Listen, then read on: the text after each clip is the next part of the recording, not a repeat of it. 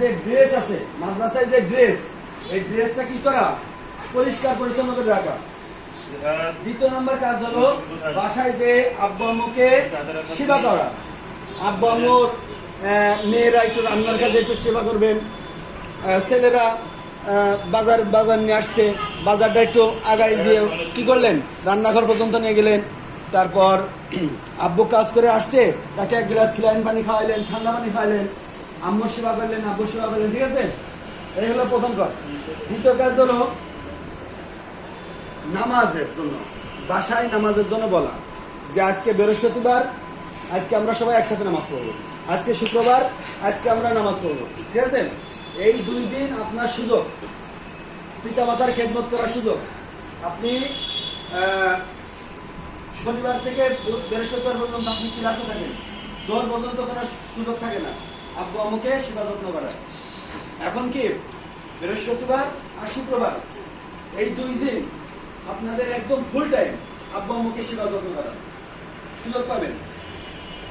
আর অনেকে আছে বাসায় ঘুম আছে, তো ছুটির দিন কোনো কাজ নেই, এটা করবেন না। ঠিক আছে, সকাল সকাল ঘুম থেকে উঠবেন, সকাল সকাল ঘুম থেকে উঠে ফজরের নামাজ আদায় করবেন, কোরআন তেলাওয়াত করবেন। শুক্রবারের দিন কোরআন তেলাওয়াত করার পরে সকালে নাস্তা করবেন, নাস্তা করার পরে হাতের নখ কাটবেন, 2 হাতের নখ কাটবেন। ঠিক আছে, নখ কাটার নিয়ম হলো প্রথম ডান হাতের শাহাদাত আঙুল থেকে শুরু করা, এই আঙুল থেকে শুরু করা, তারপরে এই আঙুল, তারপরে এই আঙুল, তারপরে আঙুল, প্রথম এই আঙুল শুরু করা। ঠিক আছে, তারপরে আঙুল, তারপরে আঙুল, এই দিক থেকে ডান দিকতে যাবে।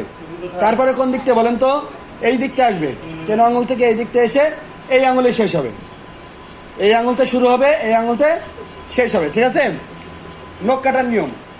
আর পান নখ কাটবেন ডান পাশ থেকে বাম পাশ শেষ করে দেবেন, মনে থাকবেন। হাতে নখ কাটার নিয়ম হলো শাহাদাত আঙুল থেকে শুরু করে এদিকে এদিকে, তারপরে বাম হাতের এদিক থেকে এই বুড়ো আঙুল, তারপরে ডান এই বুড়ো আঙুল। ঠিক আছে, এই হলো হাতের নখ কাটার নিয়ম।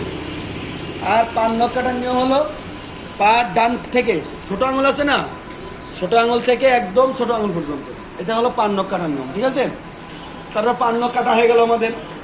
যাদের অনেকে অলস আছে, জামা কাপড় পরিষ্কার করে দেবেন, একটু গায়ে স্ট্রেন মারবেন, আব্বু আম্মুর সেবা যত্ন করবেন। করার পরে শুক্রবারের দিন যারা ক্লাস 2তে আর 3তে পড়েন, তারা সূরা কাহাফ পড়বেন। কি পড়বেন? 15 নম্বর পায়রা বের করে ওযু করে গোসল করে কি পড়বেন? সূরা কাহাফ পড়বেন।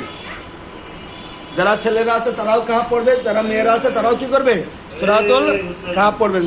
15 নম্বর পায়রা আছে। তারপরে ছেলেরা সুন্দর করে গোসল করবেন, গোসল করে সুন্দর একটা পোশাক পরবেন। পোশাক পরে কোথায় যাবেন বলেন তো? আগে মসজিদে যাবেন। মসজিদে যখন আজান দিবে তখনই মসজিদে চলে যাবেন। আব্বু আম্মুকে না, আব্বু ভাই যারা মানে পুরুষ মানুষ আছে, বাড়িতে যারা পুরুষ মানুষ আছে তাদেরকে নিয়ে কি করবেন? মসজিদে চলে যাবেন। আর মেয়েরা কি করবেন?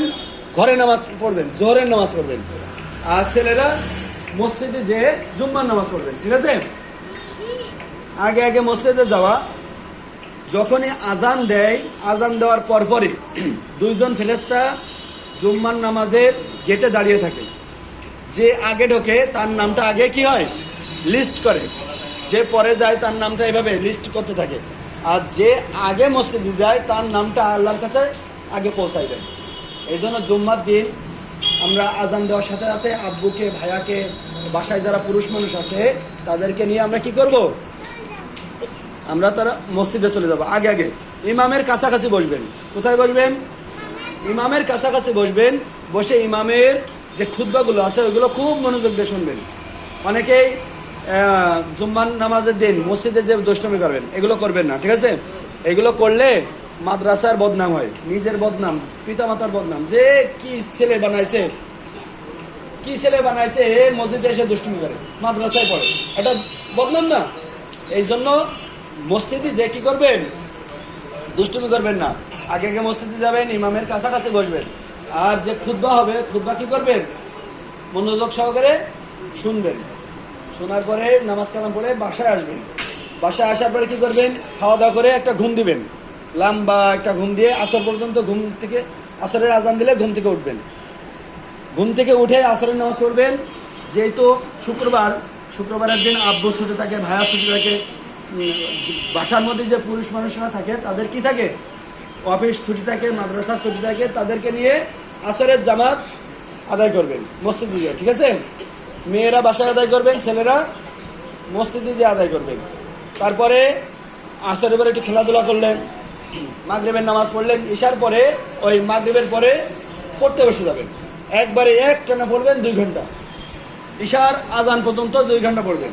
দেখবেন আল্লাহর রহমতে আপনি যদি মনোযোগ সহকারে পড়তে পারেন তাহলে আপনার পড়া সব মুখস্থ হয়ে গেছে ওই 2 ঘন্টার মধ্যে। লেখা পড়া, ক্লাস 3 যে আরবি বিষয়গুলো আছে, মৌখিক বিষয়গুলো আছে, ক্লাস 2 মৌখিক বিষয়গুলো আছে। মনির ভাই সংকেত দিয়ে দিন। তারপরে যারা ক্লাস 1-এ আছেন, ক্লাস 1-এর অনেক সাবজেক্ট আছে, আরবি সাবজেক্ট আছে, ইংরেজি সাবজেক্ট আছে, অঙ্ক সাবজেক্ট আছে, এগুলো কি করবেন?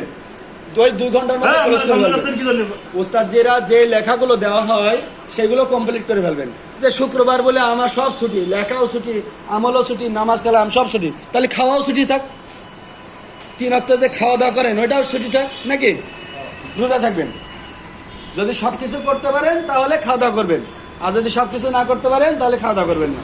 যেহেতু লেখা ছুটি, আমলের ছুটি, সব কিছু ছুটি, মাদ্রাসা ছুটি, খাওয়া দাওয়া ছুটি হবে যাক, তাই না?